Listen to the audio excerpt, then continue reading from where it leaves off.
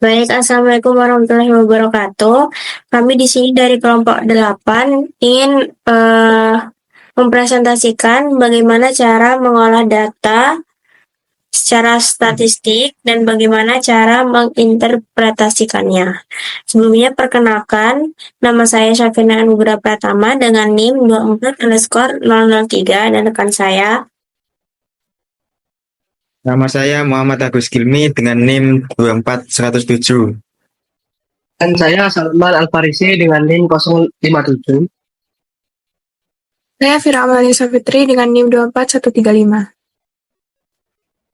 Baik, jadi langkah awal untuk mengolah data itu kita persiapkan terlebih dahulu datanya, lalu kita copy, dan kita masuk ke aplikasi SPSS ini, masuk ke Sheet Data View. Setelah itu kita klik kanan, lalu pilih Paste with Variable Names.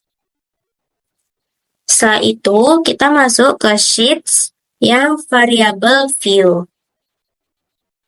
Di bagian Values, kolom jenis kelamin, kita klik titik 3. Untuk value kita ketik 1, kode 1 untuk kategori laki, lalu klik add, dan kode 2 kita tulis di labelnya perempuan. Kita klik add, lalu klik OK. Setelah itu, kita lihat ke Sheets Data View.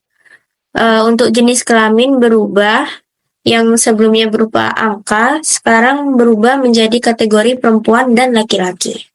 Untuk membuat grafiknya, kita klik Graphs, lalu Legacy Dialog, dan kita pilih grafik yang pie. Setelah itu kita klik Define. Untuk jenis kelamin, kita masukkan ke columns, dan lama belajar, kita masukkan ke Define Slice By. Setelah itu kita klik OK.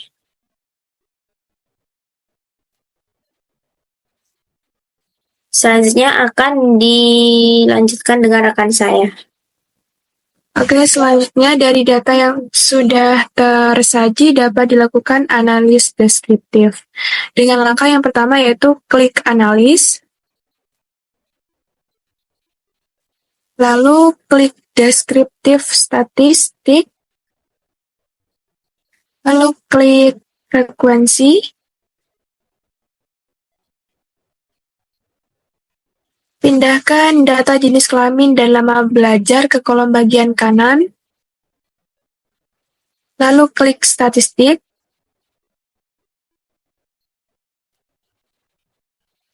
centang bagian central tendency dan dispersion, lalu klik continue,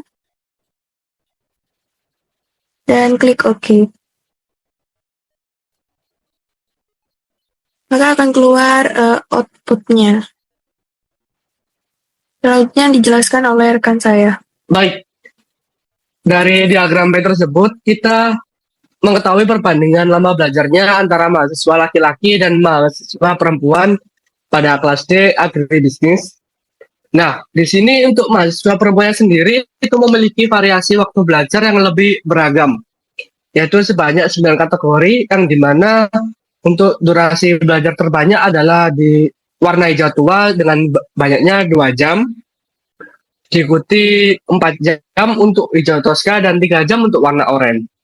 Lalu untuk paling sedikit di diagram pie perempuan adalah sebanyak 6 jam dengan ditandai warna ungu dan 1 jam untuk biru muda.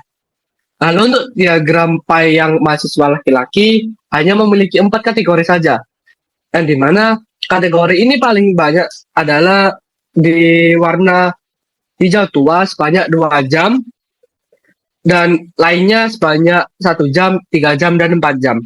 Durasi paling sedikit adalah warna hijau toska sebanyak 4 jam.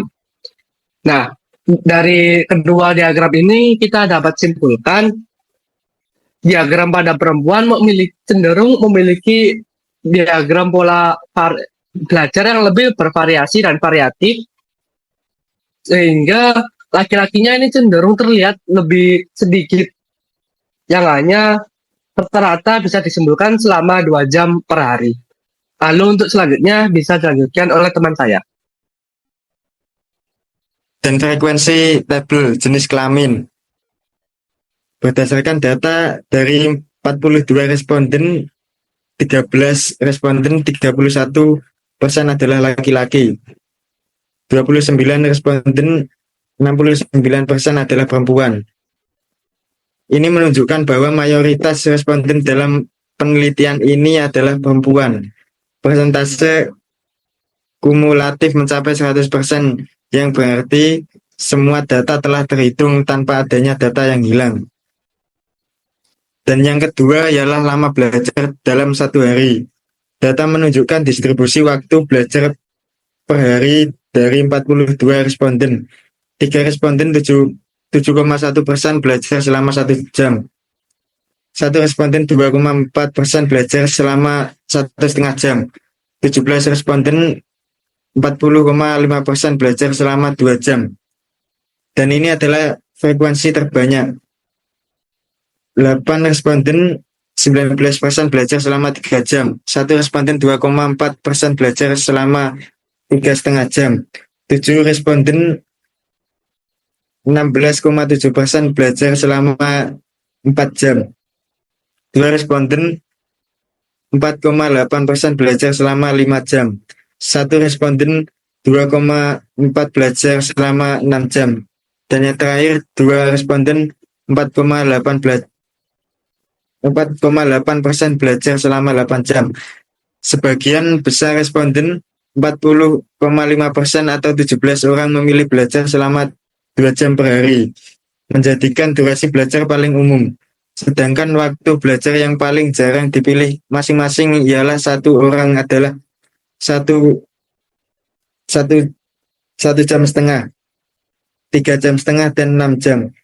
Secara umum dapat disimpulkan bahwa sebagian besar responden memiliki kebiasaan belajar yang moderat sekitar 2-3 jam per hari, dan hanya sebagian kecil yang belajar dalam durasi yang ekstrim. Sudah. Baik, cukup penjelasan dari kelompok 8. Kurang lebihnya mohon maaf. Wassalamualaikum warahmatullahi wabarakatuh.